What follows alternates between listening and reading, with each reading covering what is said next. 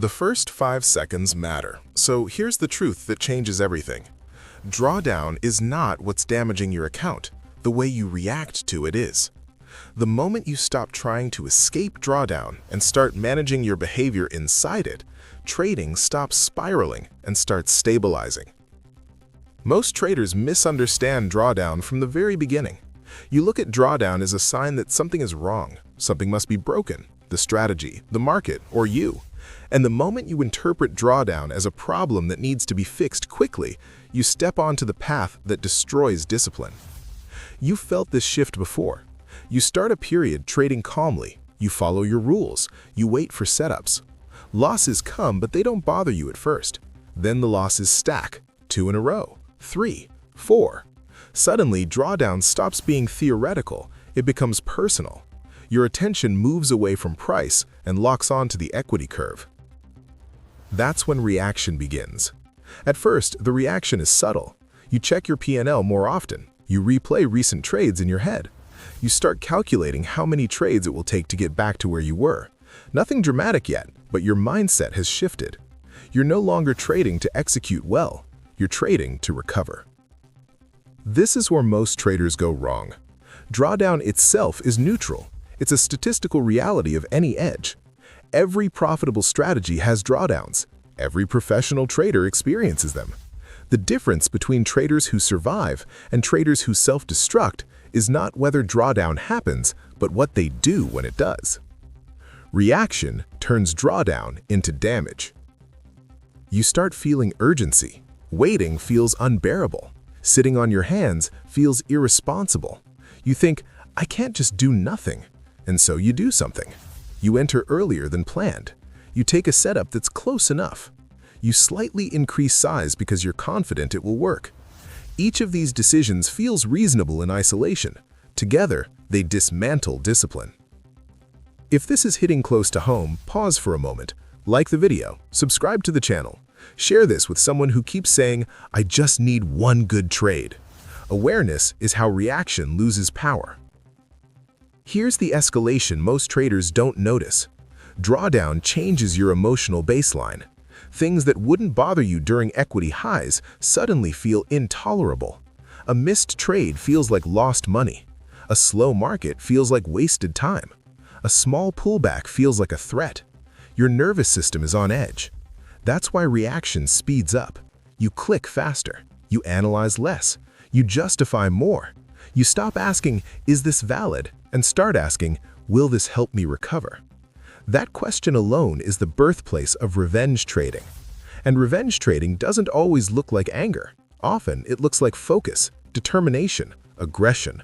You tell yourself you're locked in, but the truth is, you're emotionally invested in the outcome. You're trying to erase discomfort instead of manage risk. Sometimes, reaction is rewarded. You force a trade during drawdown and it wins. Relief floods in. You feel smart again. That win doesn't save you, it conditions you. It teaches your brain that emotional urgency can be profitable. The next time drawdown hits, reaction feels justified even faster. This is how disciplined traders lose themselves, not because they lack rules, but because they abandon them when pressure rises.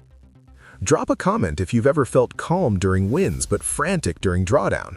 That contrast is exactly what this video is about. So, how do you fix this? The first solution is redefining drawdown before it happens. Drawdown is not a verdict on your skill. It's not punishment. It's not evidence that the market is against you. It's simply the cost of doing business in probabilities. When you accept this fully, drawdown stops feeling like an emergency. You should know your system's expected drawdown range, not roughly, precisely. When you're inside that range, nothing is wrong. And when nothing is wrong, reaction loses its justification. The second solution is pre-planned response. You don't wait until drawdown hits to decide what to do. You decide in advance. For example, if you hit a certain percentage drawdown or number of consecutive losses, you reduce size, pause trading, or switch to review mode. This removes decision-making from emotional states.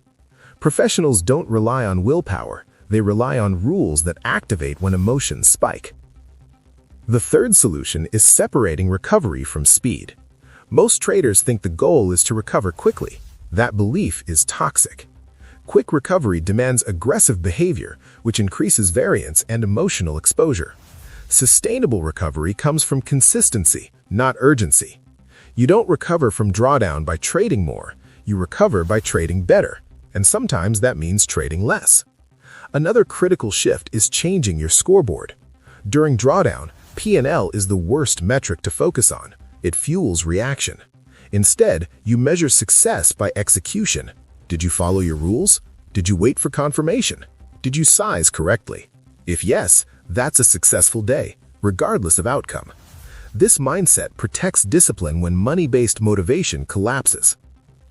Here's a powerful check you can use during drawdown. Before every trade, ask yourself, would I take this trade if I were at equity highs? If the answer is no, you don't take it. This question instantly exposes reaction-based decisions. You also need to slow your environment down. Drawdown accelerates your thoughts. You counter that by reducing stimuli, fewer charts, fewer time frames, fewer trades. The slower your environment, the easier it is to stay objective.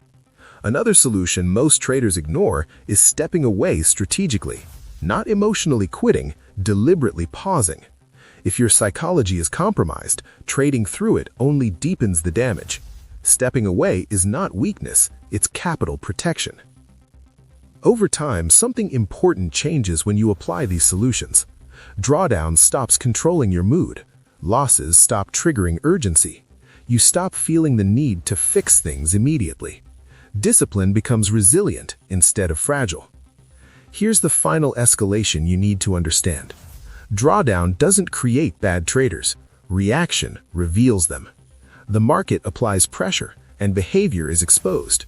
When rules stay intact under pressure, consistency emerges. When reactions take over, chaos follows. If this video is helping you reframe drawdown, like it, subscribe, and share it. This channel exists to protect traders from psychological traps strategies can't solve. You don't need to eliminate drawdown, you need to eliminate impulsive reactions to it. When you do, drawdown becomes manageable, predictable, and temporary. If you made it to the end, you're already ahead of most traders because you're willing to address behavior instead of blaming the market.